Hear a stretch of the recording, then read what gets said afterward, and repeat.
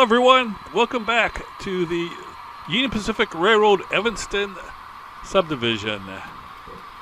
Welcome back for a third day in a row. This is part 3 of a 3-part operations series video on local train LDR14, which is a local train that originates in Ogden and terminates in Evanston with a stop at the Devil's Slide Control Point and Wholesome Cement.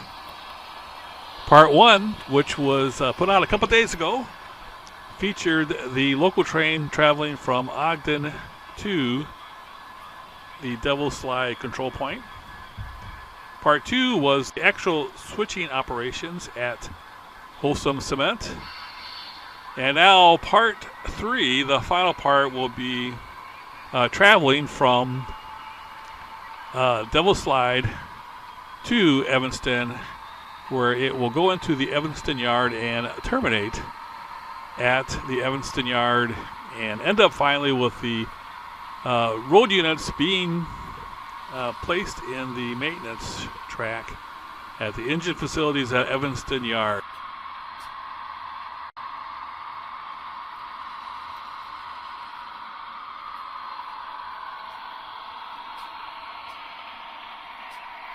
So we pick up the action now. The local train LDR14, it has finished its work at the Wholesome Cement facility, which is located at the Devil's Slide Control Point. And as you can see, we do have the green light to proceed now eastward towards Evanston so that we can complete our run.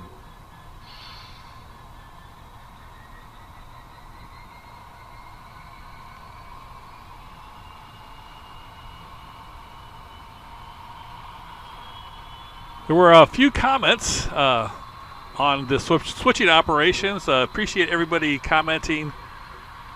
Yeah, there were a couple of suggestions on how I could have done the switching operations more efficiently. And one thing I have found out in my years of switching on model train layouts is that there's always a number of ways to accomplish the task. And there are some ways that are more efficient than others. Some of the comments, not really sure where they came from. Someone said that we should have split up the locomotives, use one locomotive to keep the train in place and the air pumped up, while the other locomotive actually did the switching operations.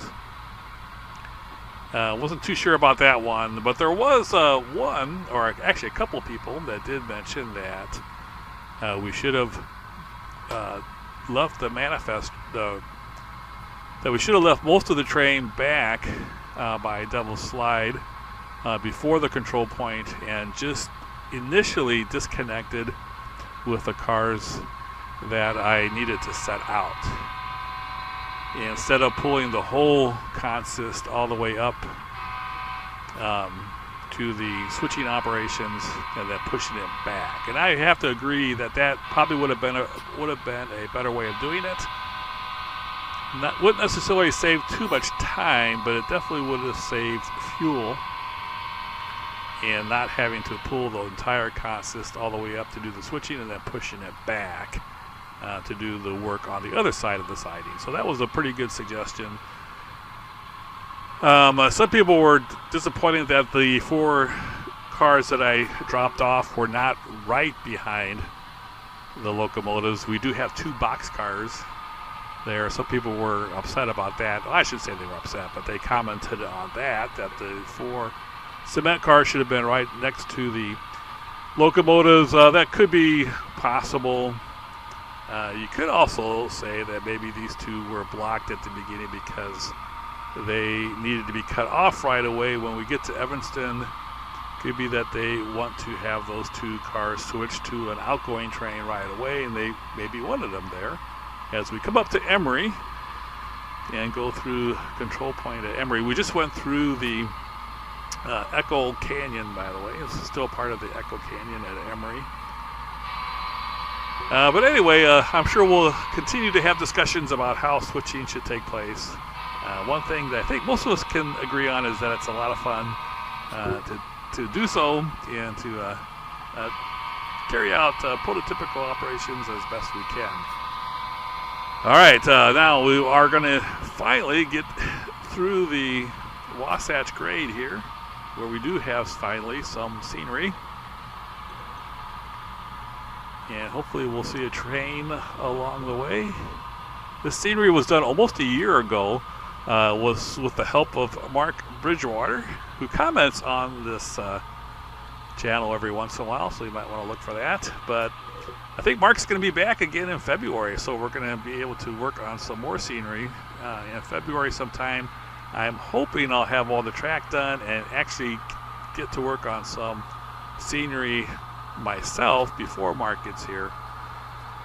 But we'll just have to see. But definitely in February we are going to get some work done here as the two locals meet here at Kerrville.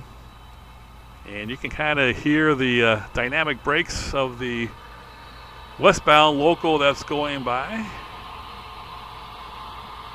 And going down the original main line as we come upgrade on the modern main line. And the two lines cross over each other. This will look really cool when the scenery's in place and you have the actual bridge. This is prototypical, by the way. The lines do cross at Kerrville. The modern main line that we're on crosses underneath the original main line that the westbound local is on.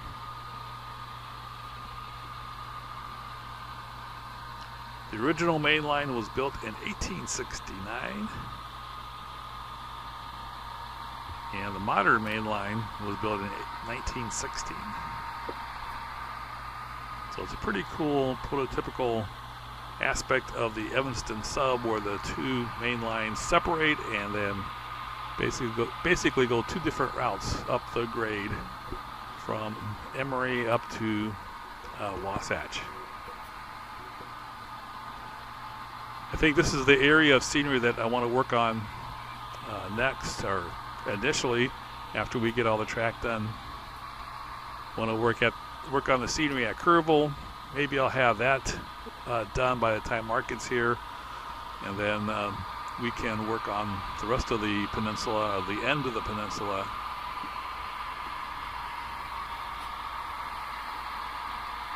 I'm definitely looking forward to that as we come up the final grade of the Wasatch Mountain and up to the Wasatch control point.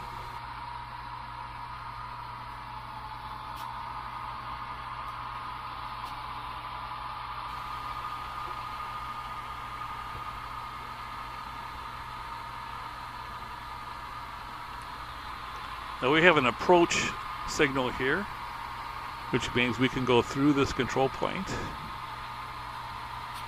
I'm hoping that to possibly have an approach restricted, or restricted approach here, which would involve some flashing red. And that would indicate that you can proceed through this control point, and then there will be a restricted move at the next control point, which will be the entrance from the main line into the Evanston yard. As we blow our horns for a crossing here. I try to make sure I remember to sound the horn at all the crossings. This week's update is going to include some work here at the UTLX repair facility. So look forward to that on Sunday. See some progress here. Get a good idea of how the track is going to be laid out. As we come by Hammer Junction here. Actually, it's just another crossing. Where that hammer is going to be where the turnout's going to be located, coming off of the main line and going into the UTLX.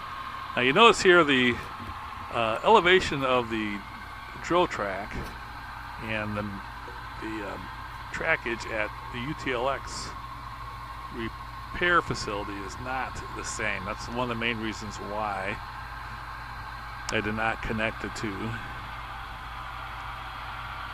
Wanted to have the switching lead or the drill track there level and not go up at 1%.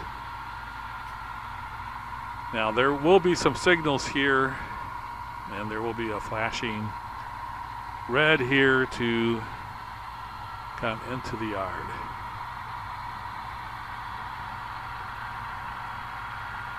This is the termination point for the LDR14.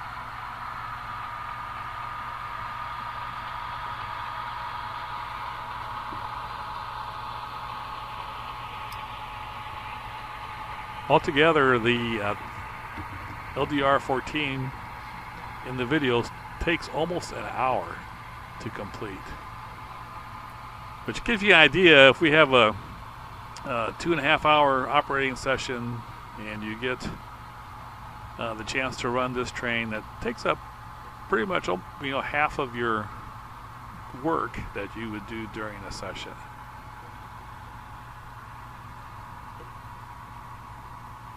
So in a normal session, you might be able to do a job like this that takes longer, and then maybe a couple of through trains. A through train will take at least a half hour, depending on how many stops you have. So if you did this job for an hour and then a couple of through trains, it pretty much eats up the whole operating session. If you have some BS time in between trains. Right, the LDR14 is on the arrival departure track. There are 7 tracks here at the Evanston yard. The arrival departure track that our train is on right now. And then we have 5 storage tracks that can hold about 125 cars. And then there is a final bypass track that will allow our engines here to move from here to the engine facilities, and will allow the switching crews to move back and forth from one throat to the other throat.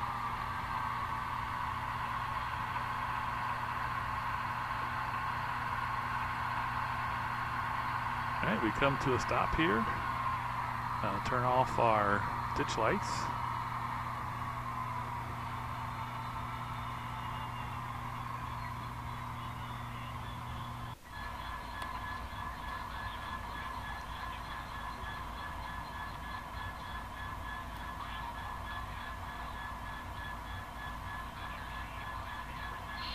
There we have uncoupled from our train now, and we'll go ahead and take these road units to the engine facilities.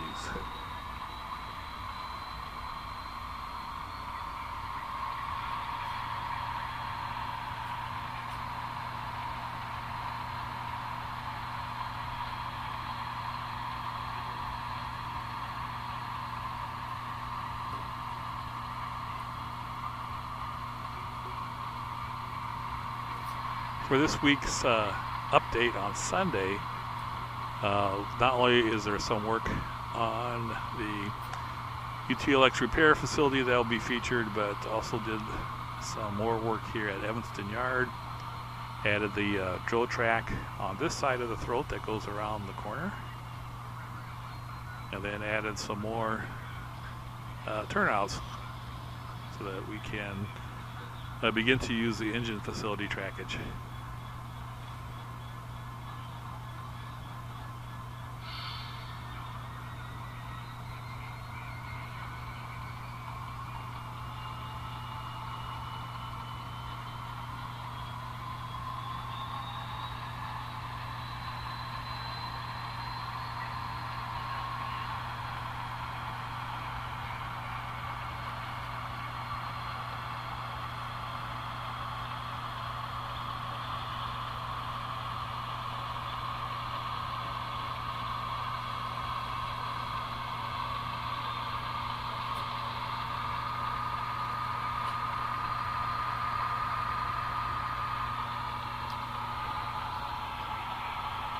This throat on the east end of the,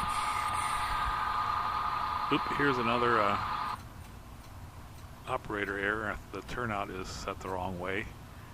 Also had a lot of comments on the short that I had back at Devil's Slide.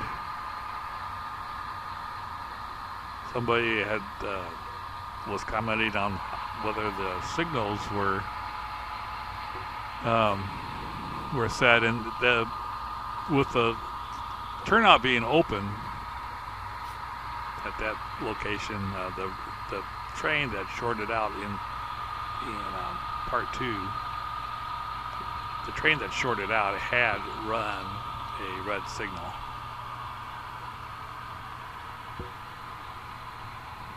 But I wasn't aware of it because I was busy videotaping and trying to run the local, which now we've arrived at Evanston Yard, and we are now on the bypass track. And there will be car shops there, just to the right of where we are right now. And then right on this corner here is going to be the engine house.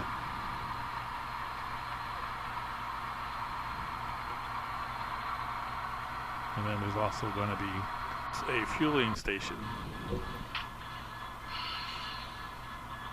We had to come to a stop there so I could make sure all the switches were thrown the correct way. That was that little brief pause there. All the turnouts have been thrown, and so we can go ahead and proceed through this throat. This throat on this side is not laid out as prototypically as you might like it to be, because it's on a curve. So it has curved turnouts, and then just how the turnouts are laid out is not necessarily how they do it on the prototype, but wanted to make sure I allowed space for the fueling station here, which we're going to be at here momentarily, and then also for the car shops and the engine house and so forth. So had to make some allowances there. This is a trackage that will be featured on the update coming up also on Sunday. I might also do a live video on New Year's Eve. I was thinking about doing it at midnight to ring in the new year running trains, but everybody's new year is different depending on where you live. So I'll probably just do it if I have the live video on New Year's Eve. We'll probably do it just whenever on New Year's Eve. So sometime on Saturday, possibly. Right, we're going to go ahead and come back now on this turnout.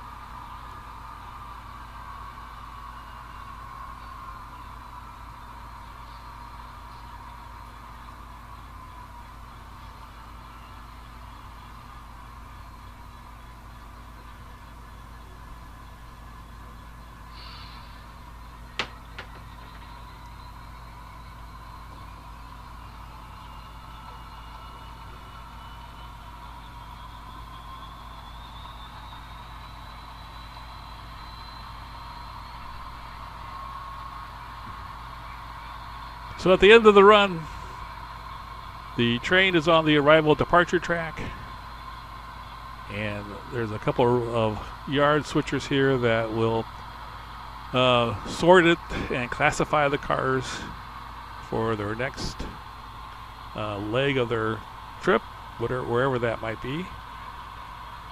And these road units will now be serviced and fueled for the next time it will be going out on the Union Pacific Railroad Evanston Sub.